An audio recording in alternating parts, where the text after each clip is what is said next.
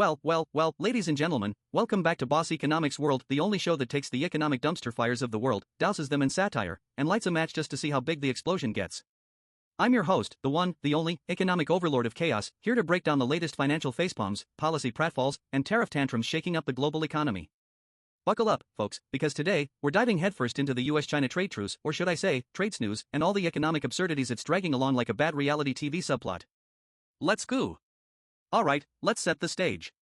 It's August 20th, 2025, and U.S. Treasury Secretary Scott Bessent, yes, the guy who probably has a framed photo of a tariff schedule on his nightstand, drops a bombshell on Fox News. He says, and I quote, "We're very happy with the situation with China." Happy? Happy? Oh, Scott, my man, you're out here acting like the U.S. China trade relationship is a cozy Netflix and chill session, when in reality, it's more like a toxic ex-couple stuck in a never-ending custody battle over soybeans and rare earth magnets. But hey, if it's not broke, don't fix it, right? Wrong. Because, folks, this trade truce is less stable equilibrium and more ticking time bomb. Let's unpack this mess, shall we? First up, let's talk tariffs, baby. Bessent's big claim is that China is the biggest revenue line in the U.S. tariff income. And you know what? He's not wrong. According to the U.S. Customs Service, tariffs on Chinese goods brought in a whopping $89 billion in fiscal year 2024 alone, making up nearly 60% of total U.S. tariff revenue. That's a lot of cheddar, folks. S&P Global Ratings even chimed in, saying this tariff cash is helping soften the blow of Trump's tax cuts, keeping the U.S. credit rating from tanking faster than a crypto bro's portfolio in a bear market. But here's the kicker, tariffs aren't free money. Oh no. They're a tax on you, the American consumer, and they're jacking up prices faster than a barista at a hipster coffee shop. Let's break it down. The Peterson Institute for International Economics estimates that Trump-era tariffs have cost U.S. consumers an extra $50 billion annually in higher prices. That's right, folks, your new iPhone, your kid's sneakers, your grandma's toaster? All more expensive because of this tariff tango. And who's paying the price? Not just consumers, but American businesses too. Take the American Soybean Association, for example. Their president, Caleb Ragland, is out here writing desperate letters to Trump, saying farmers are on a trade and financial precipice. China hasn't bought a single cargo of U.S. soybeans for the 2025 harvest, folks. Zero. Nada. Zilch. And why would they, when they can just buy cheaper beans from Brazil or Argentina, who aren't slapping them with tariffs left, right, and center? Oh, but don't worry, Trump's got a plan. He's hoping China will massively step up their soybean purchases. Hoping? This is the economic strategy of the most powerful nation on earth? I hope my cat starts paying rent, but guess what, folks, hope isn't a policy. This is what happens when you treat trade wars like a game of poker, except instead of bluffing with chips, you're bluffing with the livelihoods of American farmers. And let me tell you, the house always wins, and in this case, the house is Beijing.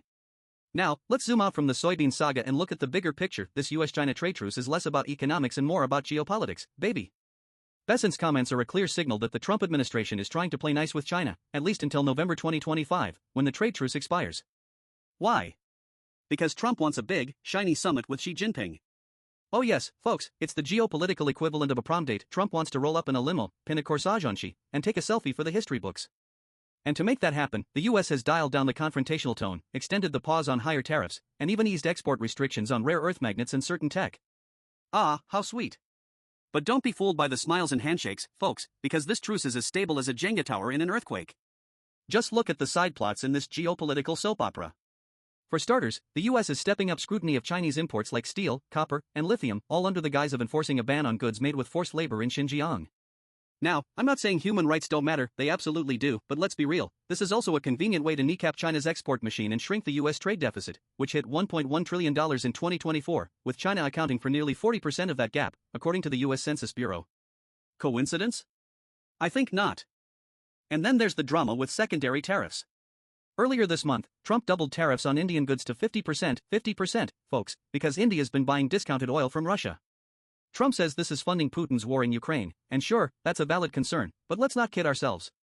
This is also about sending a message to other countries, especially China, which is the largest buyer of Moscow's crude, snapping up 2.2 million barrels per day in 2024, according to the International Energy Agency. So why hasn't China been hit with secondary tariffs? Bessent's excuse is that India only ramped up its purchases after Russia's invasion of Ukraine in 2022, while China's been doing it for years. Oh, okay, Scott, so it's fine if you're a long-term oil sugar daddy, but not if you're a newbie? Makes perfect sense. This is the problem with using tariffs as a geopolitical weapon, folks. It's inconsistent, it's hypocritical, and it risks alienating allies while letting rivals off the hook. Just look at the data. India's exports to the US fell by 15% in the first half of 2025 after the tariff hike, according to the US International Trade Commission, while China's exports to the US actually rose by 8% over the same period.